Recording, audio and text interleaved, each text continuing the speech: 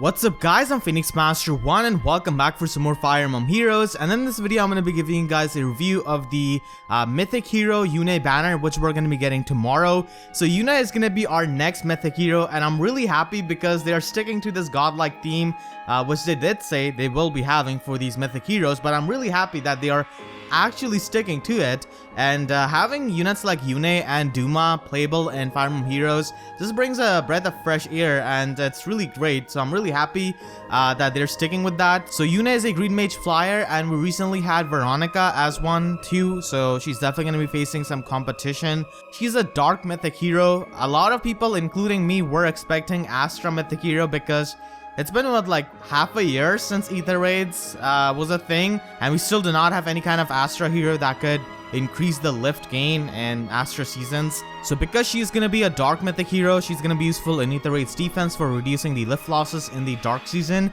and dark season is always combined with the light season, so everyone has got a free air. And if you get access to Yune, then you can definitely have better ranks, because you could get more lift, of course, because of air, and you could reduce the lift loss in the same season with Yune. You cannot really do that with Duma because you can only reduce the lift loss. We don't really have any kind of Astra hero right now, so that would have been useful for getting into tier 21 for the people who are not in it yet.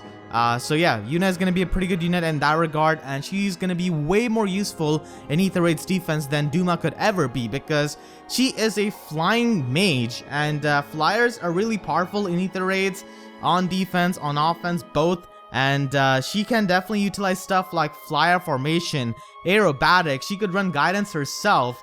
There's just so many things she can do, which Duma just cannot. Duma is an armor unit, and armor units are pretty easy to take care of in Ether Raids. So yeah, Yune is definitely going to be a much better unit to be used in defense. Her mythic boost gives you speed, so she's likely going to be giving you like +4 or +3 speed and +5 HP, so that kind of offensive stat is definitely pretty good to be used on your defense team. Now in an ideal world, of course, having a perfect defense would be really nice, but there's just so many players in Ether Raids that one of them can easily just break through your defense flawlessly by just counter picking you, and if you're unlucky, then they're definitely going to be your first defense match and you're going to be losing that lift. Like I said, in an ideal world, winning the full defense is going to be much better, but yeah, Yune can be pretty useful in reducing the lift loss if you do not win the match. I'm not saying it's not possible to perfect your defense, it definitely is, but it takes a lot of time and a lot of resources, and many players might not have the time or like commitment to do that. So in that case, Yune can be good. So yeah, that's Yune. She's definitely going to be useful as a dark mythic hero, much more than Duma for sure. So she has got Chaos Manifest as her weapon. This gives her +3 resistance, and if the opponent has got any kind of status effect like panic status or any kind of debuff or kind of light status or gravity effect, then she gets +6 attack and she can make a guaranteed follow-up attack.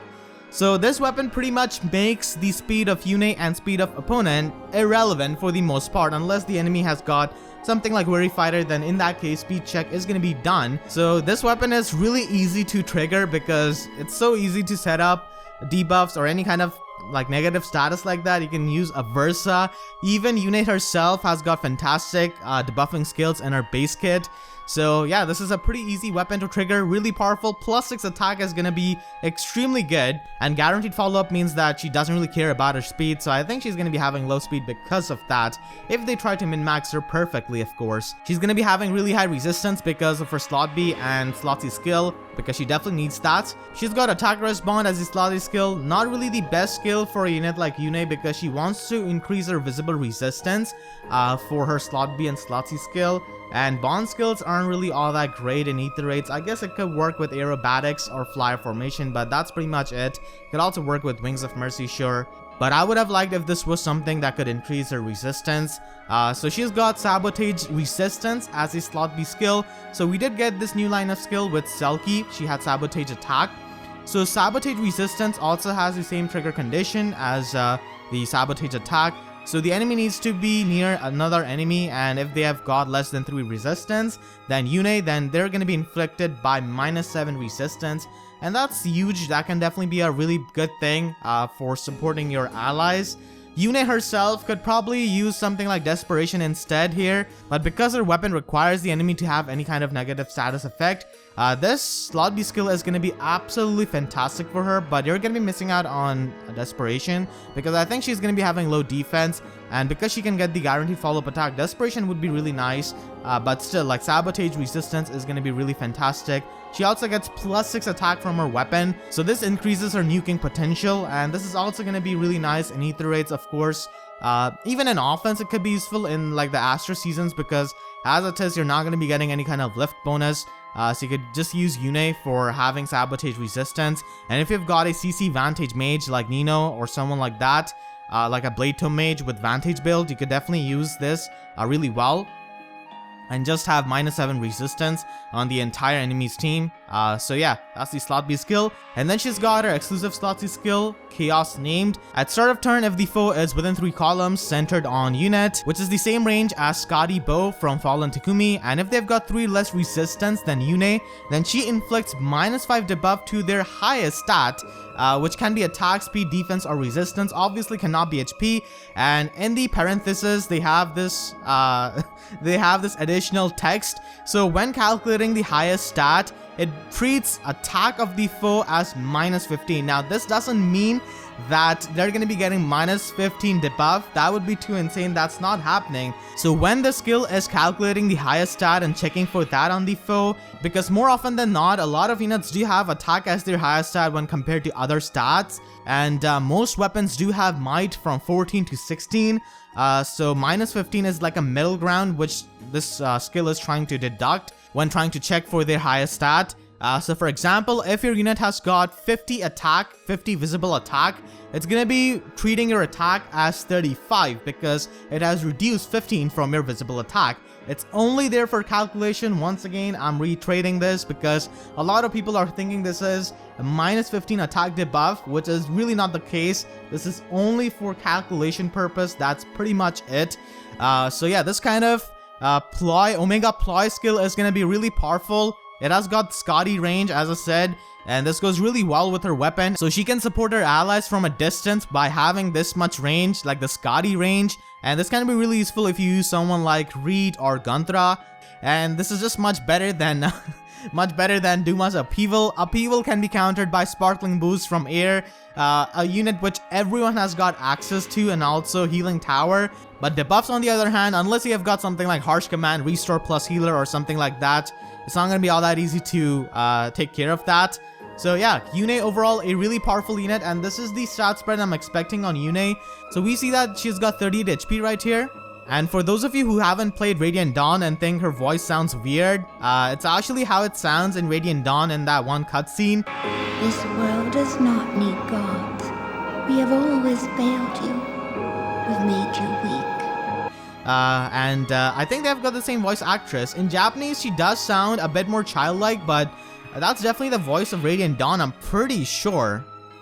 I think it's just a bit more clear here in Fire Emblem Heroes, but I think it's the same voice actress.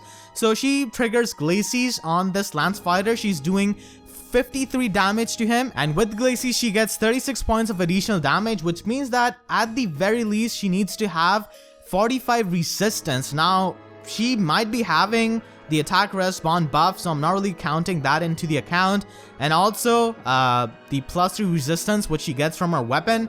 So after we subtract all of that, she ends up at 37 base resistance. So she's gonna be having 37 base resistance and 40 visible resistance with her weapon equipped. So yeah, she's gonna be a really powerful unit with that, and those are the 2 stats we know for sure. I think she might be having a high base attack of 37. I might be giving her a way too high attack, but I think units like these definitely deserve these kinds of stats. In my opinion, just a min-max stat line. Not really saying they even need like a BST power creep. Like, she doesn't need to be 160 BST or something like that. Even 150 BST can work if she's just min-maxed correctly. Of course, this might not be the case and she might not have this much attack, but still I would definitely like high base attack on Goddess of Chaos, Yune. She's probably going to be having low speed because her speed is irrelevant with her weapon. She's able to double if just the enemy has got any kind of negative status effect, and that's pretty easy to do with someone like Aversa. In ether rates, definitely Aversa for sure. And also a lot of like chill skills on her units, like those kinds of global debuffs that could work out. So yeah, I think she's gonna be having low speed if they min-max her. and 22 defense, still pretty low defense. She can easily get one shot and she will get doubled by pretty much everyone in the entire game. So yeah, that's the stat spread I'm expecting out of Yune, and that's our Dark Mythic hero. I did save a lot of orbs on my free-to-play account as well because I was thinking this would be an Astra hero, but I think I'm definitely going to be pulling for Yune. This in general is a pretty good banner actually. So now let's get down to the banner units. The first unit that we have got here is Brave Lyn on the colorless. So Brave Lyn is a pretty good unit for clearing a lot of the in-game content, has got a lot of power and also has good mobility. So you guys have seen me use her in some of my Abyssal guides, can definitely be a really good unit to keep up with the pressure. And in general in Arena Assault she could be useful, and also in Aether Raid she can be a good offense unit because of her mobility and because she's colorless, has got decent power. But in Aether Raid's defense she has definitely got a bit worse because of null counter disrupt. So if that wasn't a thing, then Brave Lyn would be a bit stronger in Aether Raid's defense. So she's not really the best unit in tier 21 or higher. I mean, you could definitely run Fire Sweep Bow and double Poison Strike, but if the opponent has got null counter disrupt, then yeah, she doesn't really do much. And that does happen because super tank strategy is quite popular in Aether Raid's offense. So yeah, that's Brave Lyn. Overall, a pretty good unit. The next unit is legendary Ryoma. So Ryoma has got a fantastic offensive spread of 34 base attack and 39 speed. He does have decent defense and he's got a lot of versatility. Definitely the best sword flyer in the game. You could keep Brajinto to make him a distant counter unit, but you could definitely replace it and just ditch it for something like Sling Edge, Fire Sweep Sword. Definitely Fire Sweep Sword, that's definitely my favorite weapon on him. And also Vodao. All of those weapons are really good because of his exclusive skill Bushido, and that is a really good skill because flyers cannot have access to Wrath except for Minerva and Shanna and Michaelis, of course, because of their weapon refines. But in general, like, flyers cannot have access to Wrath, and Bushido does give him plus an extra damage whenever special triggers. So that's definitely amazing on Ryoma, and that makes him really powerful. So Ryoma doesn't really have much for fodder. He has got Guidance, which is a pretty good skill, but Guidance is a Sacred Seal. Now, if you want to run Guidance on more than one unit, then sure, Guidance in slots is definitely going to be useful. Kestrel Stance is decent skill. It can be paired up with Darting Stance in Sacred Seal or even Fierce Stance Sacred Seal, but not a lot of units probably want this, and units who would want to use enemy phase skills are probably better off increasing their bulk instead of their speed. So yeah, that's Ryoma right there. And the next unit is legendary Lucina, one of the better colored bows in the game because of her offensive stat spread and also because of future vision. So that is a really good skill to be used in Aether Raid's defense, and you could definitely pair that up with something like attack speed link or attack rest link or just any kind of link skill in slot B. In Aether Raid's offense, she could be good as a buff bot because she could use a link skill and future vision, and she does have good mobility because of future vision, so you could go out there and get the Aether Raid spots. So overall, a pretty good unit in Aether Raids, and in general for a lot of the in-game content she's going to be really powerful. As for fodder, she brings Distant Guard, which in my opinion is really good in Aether Raid's offense, because if you're using a super tank strategy, then you don't really have a lot of room to run like ward armor units if you're using an armor super tank, or run like ward flyers if you're using a flyer super tank. So Distant Guard can be pretty nice because you have restriction. You would have to run a bonus unit, and you would also have to run a mythic hero if you want to get the lift increase. So Distant Guard is pretty nice in that regard for those kinds of mixed teams. But if you're using some kind of emblem team, then obviously like ward skills are going to be much better and cheaper. But Distant Guard has a lot of usage in Aether Raids because you face so many ranged threats, and they're going to be a mix of magical units and physical units. So their Distant Guard can be pretty nice. You could have that on your male Corrin if you use a super tank strategy with male Corrin with S support. So yeah, overall Lucina, pretty good unit on the blue color. And then we've got Brave Celica. She's the last Brave unit from like the second year to be appearing on these banners. Everyone got their chance before her. Now, in my opinion, Brave Celica is definitely the worst Choose Your Legends 2 unit. I don't mean that she's bad in combat or anything like that, but compared to the other Brave heroes from Choose Your Legends 2, she's definitely underwhelming because she's got insane competition being an infantry sword unit.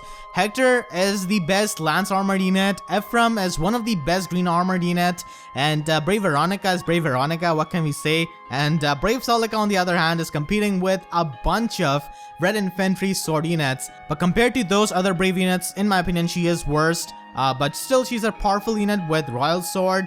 She can be a pretty good Gale Force unit. You could also run Fire Sweep Sword on her and also run Armor Smasher. You know, she's really powerful with Armor Smasher and Double Lion, and things have definitely become a bit better for Celica with the release of Herons, because they have got the AoE healing, and that can restore her Double Lion without wasting a turn from a healer or anyone like that trying to restore her health. So yeah, Herons make for a really good teammate with Celica, Raisin, and Leon. Raisin is present in the 4-star pool, so you could definitely have access to him and definitely run him with Celica. An offensive unit like Brave Celica would definitely appreciate the sync support, and the AoE healing is definitely the best part of using Raisin with her. You could also use Air and Sparkling Boost, because if the other allies have not taken any kind of damage, then she can definitely recover the health on Celica. She's really fast with the base speed of 39, so if you run something like Fire Sweep Sword, you could quad attack with her if she naturally doubles, and she's got Double Lion active. So Double Lion can get inconsistent because it only works when she's at full health, so you have to build a team around that which keeps Celica at full health. And as for fodder, she brings Death Blow 4, incredible skill. It's a 300 SP skill, so it's gonna be really good for you for arena scoring. So in that regard, it's definitely useful. And even combat +8 attack is gonna be really nice on someone like Reinhardt and some other units like Shirshi, definitely, who want to have that kind of attack, who just thrive to have this kind of offensive power.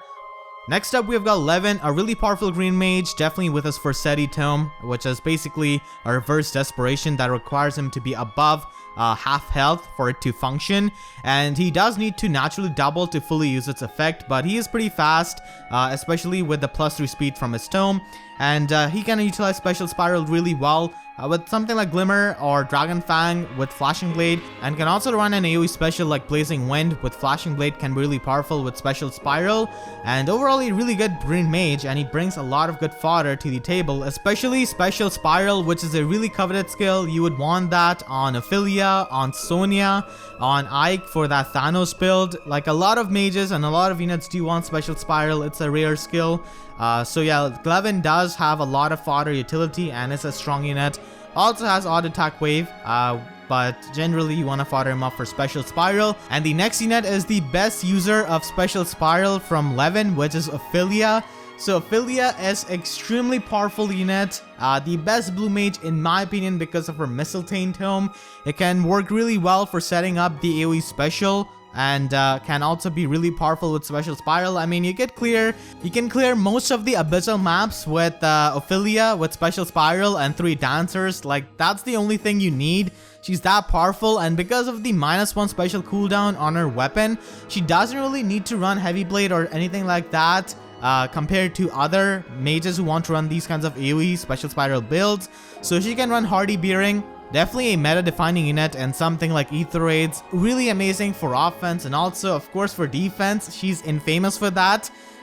Very, very powerful unit. You could use her with Rally Traps, stuff like that, and Ether Raids defense, and make use of her in that way.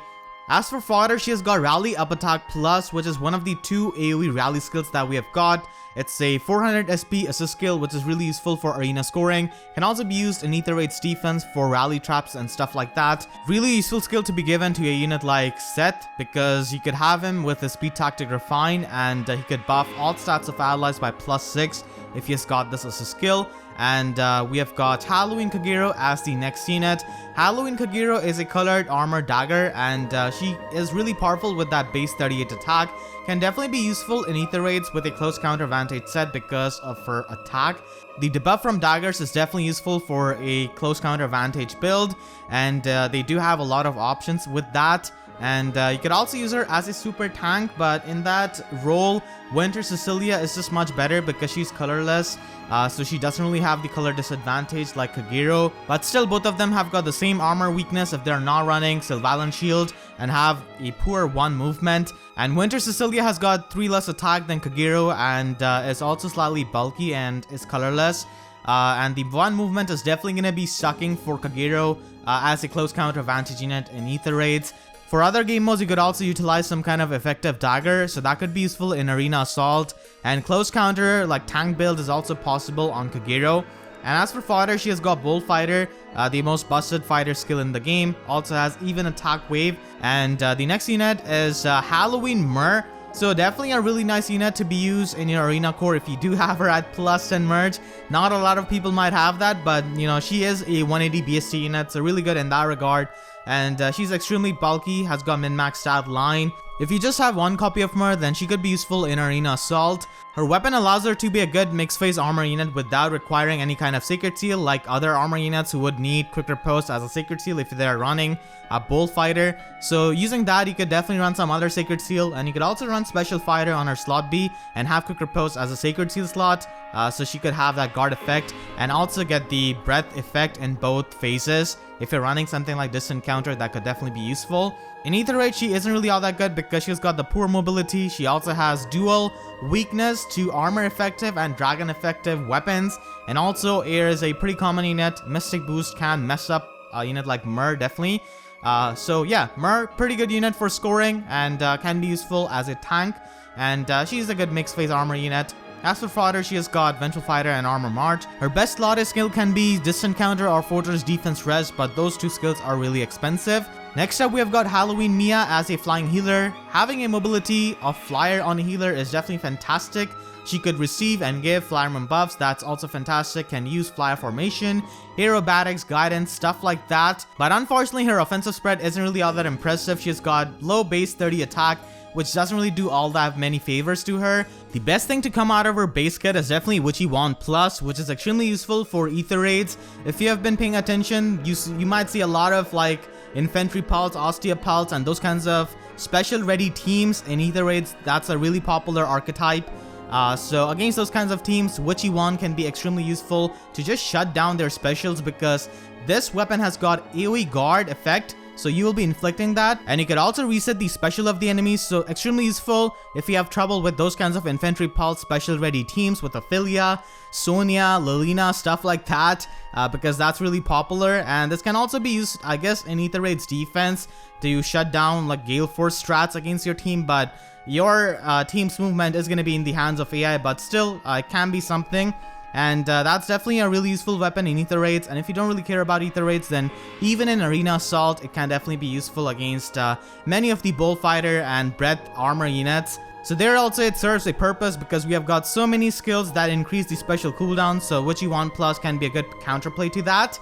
So Air is a free unit which everyone has got access to. Hopefully you didn't fodder her off, because she's a fantastic unit for clearing a lot of the in-game content. Really strong unit in general, as you see with my free-to-play guides. And she is a light mythic hero, the only mythic hero in the game right now which can give you lift bonus in offense.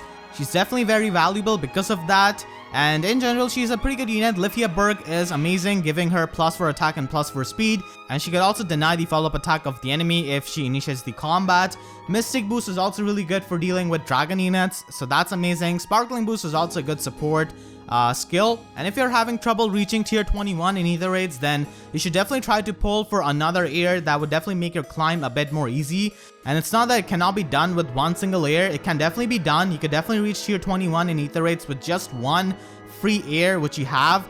But having two airs can definitely give you more room of error in your offense matches, and you can also ignore like the defense losses for the most part if you've got two air on your offense. And if you're running a super tank strategy, then in the light season she's going to be giving plus 10 resistance and plus 10 HP to that tank, so that can be useful if you're doing that with buff stacking and also Male Corrin as a support. So in that regard, air can also be useful. As for fodder, she has got Mystic Boost, which is a fantastic skill to be used on a high resistance range unit for dealing with dragon units, especially with something like Splashy Bucket Plus or any kind of dragon effective weapon. And you can also use this for increasing your longevity and for just gaining HP. So someone like Alm, for example, with his Fortune Weapon Refined could definitely make use of Mystic Boost, and it could be really helpful to him. And Mystic Boost can also be useful with something like Quick Riposte Sacred Seal for maintaining the threshold condition. So in that regard, it can be good as a self-sustained skill. The final unit from this banner is Legendary Azura, the absolute best refresher in the game and best support unit because of Prayer Wheel and Grey Waves. So Grey Waves can give you +1 additional movement, and that is huge for Ether Raid's defense and also for offense.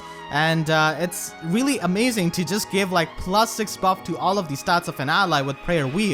You could also run Hone Attack 4 or Hone Speed 4 if you want to, but she does come with Attack Tactic as it is. absolutely amazing unit for ether raids, for arena assault, for in-game content, just anything. She's a game changer, and if you already don't have her from the Fight and Vote banner, then I would highly recommend you to pull on this banner and pull on the blue color, because Legendary Azura is absolutely worth pulling for and would make a lot of the things easier for you. As for fodder, she has got B dual flying, which is useful if you want to make some kind of merge project to be used in your arena core like Clear, Volter, Florina, or any of those lance units. There are a lot of lance flyers in the game, so it can definitely be useful. And she has got aerobatics as another skill which you could fodder off for.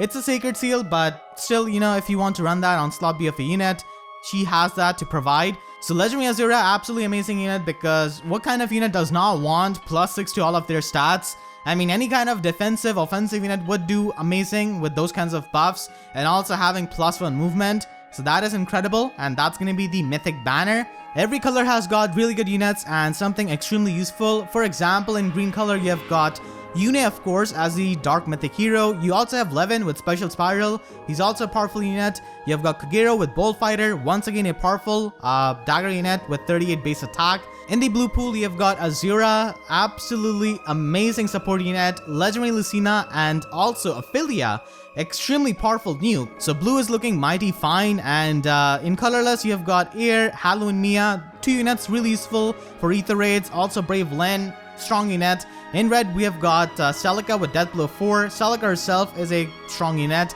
Halloween Myrrh, 180 BST armor unit. Also Legendary Ryoma, the best sword flyer in the game. So all of the colors are really good, and overall this banner has got plenty of powerful units and good fodder skills and Special Spiral, Bolt Fighter, B dual flying, Deathblow 4, and stuff like that. It's definitely a strong banner, and I think a lot of people are going to be pulling on this banner because it does have a lot of useful stuff and powerful units. And there are not really any kind of banners which come to my mind which you have to watch out for other than like a Fallen banner in early April. Maybe that could happen. I'm not really too sure. We're also going to be getting a banner on 5th of April with units who have got odd wave skills. So that banner might have Loki, who's really amazing for ether raids, Leviathan, once again really good unit, and also Ishtar and Lewyn. That might happen actually on 5th of April. So that's another banner you might want to consider. So yeah, that's going to be it for this video. I hope you guys enjoyed this review. If you did, then please be sure to leave a like. It helps me tremendously. And be sure to share this video with your friends who are thinking of summoning on this banner. And if you haven't already, then make sure to subscribe for more Fire Emblem Heroes content. And please be sure to hit that notification bell and click always so that you can get the updates to my videos whenever I upload. Because YouTube sub boxes are about as functional as Astra season in ether raids right now. So with that being said, I'll see you guys next time. Thank you so much for watching and have a great day.